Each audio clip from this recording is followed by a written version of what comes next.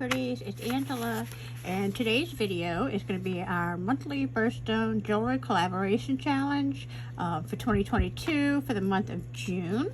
So for the month of June, we had, we could either use Pearl or Alexandrite. That's the alternate Birthstone for June. And our metal types were either silver or gold. Our project type was a necklace, and the fun element was a bold pendant. So I'm not going to be making anything on this video. I created a necklace, bracelet, and earring set, and I love how this came out. I started with my pendant that I wanted to use and just went from there. And like I said, I am just super excited about how it came out. Before I show y'all, I just want to mention a couple of things. If you are participating in the monthly Birthstone Jewelry Collaboration Challenge, please use the hashtag Pirate Pretties Jewelry Challenge in your title of your video. That way we can type in that hashtag and we'll be able to pull up everybody's projects for the whole time that they've been doing this, which is really fun. It's nice to go back to get inspiration and just see all the different creations that everybody makes each month.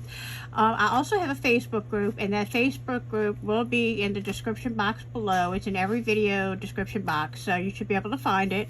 I do have a Facebook group and where I sell beads and findings and all kinds of cool stuff, so if you're interested in that, that's one reason to check it out.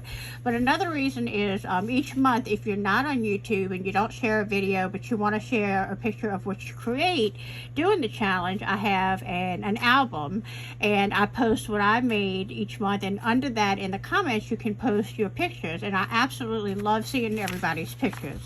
So one more thing to mention is if you are following along and you want to know what's coming up for July's birthstone color is ruby, and the metal type that we can use is either gunmetal or gold. Our project type will be earrings, and the fun element, either maybe some skulls or owls. I know not everybody likes skulls. You may like owls, you may like both. You don't have to use any of those. The only thing that we kind of require is that you use you know, the color and the metal type. Now, obviously, you don't have to use genuine ruby. You can use anything in the color of red that's a ruby red or bright red, kind of like nail polish. But even like the pearls, I think someone had asked me if they had to use white pearls, and it was like, no, you can use any color pearl. I mean, you know, it's just, this is a fun, creative outlet. It's all in the way you interpret it.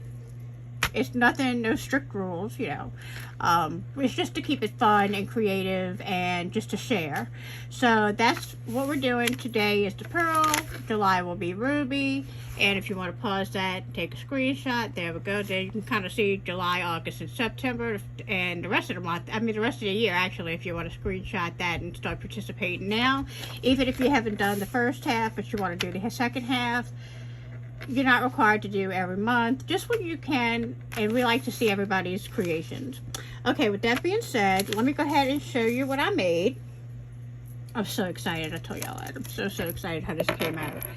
So I decided to use this absolutely beautiful Glowstone cross, and I had this in my Facebook group. It didn't sell, and I was like, you know what, I'm taking it. I absolutely love it. I was shocked that it didn't sell right away, but it is absolutely beautiful. So pretty. So I started off with that, and I knew I wanted to use that goldstone, and I had some strand of goldstone chips. So I was going to incorporate that some kind of way. I had the really pretty freshwater pearls in white, and then I had these little silver spacer beads. So what I did was, I thought at first about putting a seed bead bail, and I could have done that, but I had those really pretty twisted jump rings, so I used that as the bail. And then so it would sit right in the middle, I used some seed beads here, and that's where my pendant sits in between. It's a good way to have something stabilized but still, you know, a little fluid right here so it doesn't get stuck and it's not stiff. So then I went ahead and I just did a section of the pearls with that silver spacer, and then a section of chips, and I did that all the way down until I got to the back.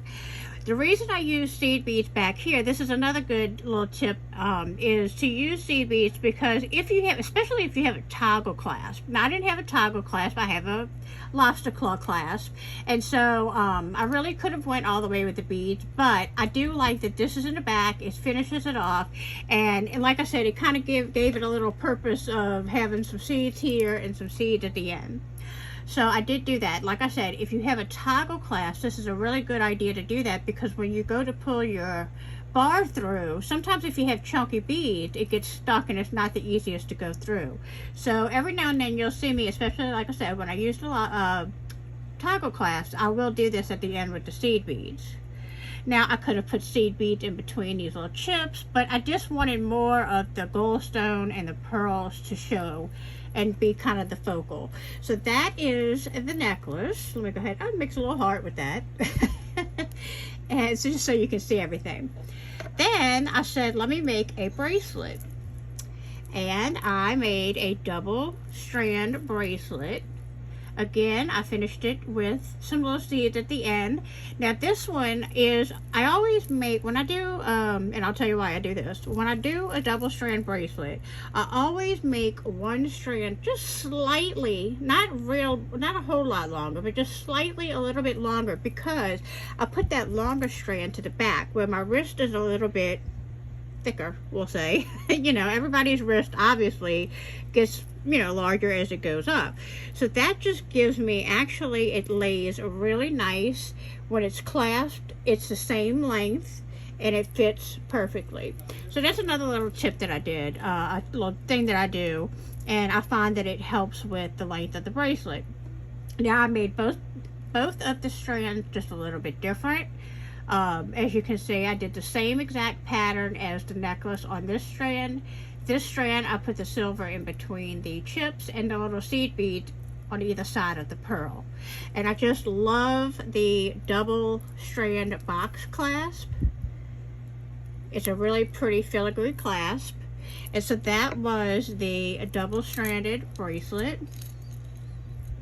And then, of course, you know, we have to have earrings. Now, I am not one that likes really heavy earrings. I'm not one that likes really big earrings, for me personally. And this set is definitely something that I'm going to keep because I fell in love with it.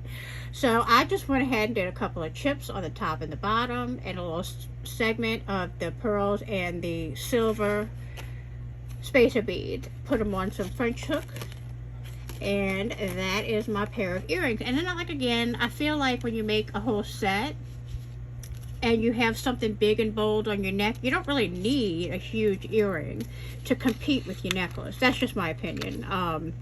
There's certainly nothing wrong with, you know, big earrings. Like I said, for me personally, I don't like them to touch my shoulder. I have a kind of a short neck, so I don't know. To me, it looks funny on me. I love big earrings and I love making them, but for me personally to wear, I just have a hard time wearing them.